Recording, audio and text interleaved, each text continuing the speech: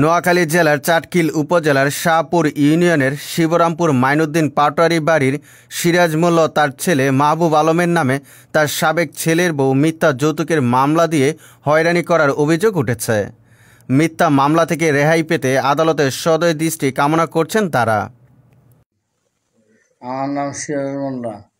আমি আমার ছেলেকে বিবাহ করেছি মরিকিয়া দিঘির ঘনস্থ বাড়ি। আমার ছেলের নাম মাহবুব আলম বাবু। এখন আমার ছেলের নামে মিথ্যা মামলা দিছে, আমার নামে মিথ্যা মামলা দিছে। আমি একজন অসুস্থ মানুষ, স্ট্রোকের রুগী, প্যারালাইসিস রুগী।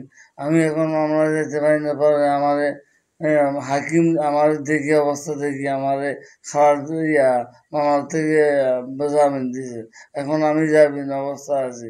আর আমার ছেলের নামে মিথ্যা মামলা দিয়া, যৌতুক মামলা দিয়া আমাদেরকে হয়রানি করতে আছে, অনেক ধমক মারতে আছে। আমার এইটা করবো, এটা করবো, অনেক কিছু করবো।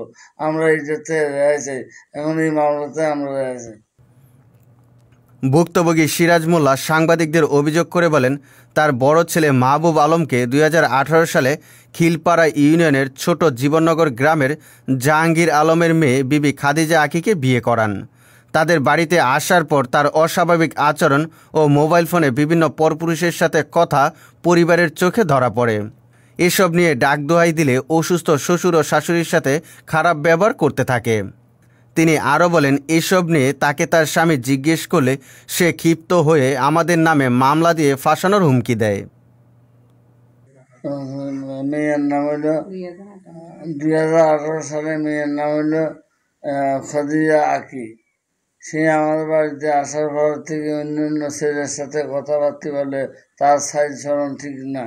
তারপর এখন এইটা আমরা দেখি, আমরা চুপচাপ রয়েছি, সে বাগিয়ে যাই। তার বাবার বাড়ি যে উন্নত বিয়া বই, সেখানে একটা মেয়ে হয়েছে। এখন আমরা গেছিলাম আনতাম, আমরা অনেক দিন গেছি, তাই আনতে সে আসবে না। পরক্ষণে সে উন্নত বিয়া বই একটা মেয়ে হয়েছে। এখন সেই মেয়ে স্বামী নিয়ে সংসার করতে আছে। সেই স্বামীর সাথে বেশি তালাক হয়ে গেছে। অত ওই স্বামীর কাছে থাকি, আমাদেরকে অনেক হুমকি মারতে আছে। আমরা এইটার বিচার চাই। আমরা আমার সরকারের কাছে দাবি চাই, আমার ছেলের মুক্তি দেওয়া হয়, ছেলের মুক্তি দেওয়া হয়। এর কিছুদিন পর সে ডিভোর্স দিয়ে 1 বছর পর অন্য পুরুষের সাথে পালিয়ে বিবাহ বন্ধনে আবদ্ধ হয় এবং ওই সংসার থেকে 2021 সালে শ্বশুর ও স্বামীর নামে আদালতে সাজিয়ে গুছিয়ে যৌতুকের মিথ্যা মামলা দায়ের করে। কিন্তু শ্বশুর প্যারালাইসিসের রোগী দেখে তার শারীরিক অবস্থা বিবেচনা করে তাকে আদালত জামিন দেয়, কিন্তু স্বামীর বিরুদ্ধে আদালত সাজা ঘোষণা করে।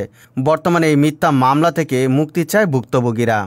মাহবুব আলম বলেন, আমার মা বাবাকে মান্য করত না, তাছাড়া তার পরপুরুষের সাথে যোগাযোগ ছিল।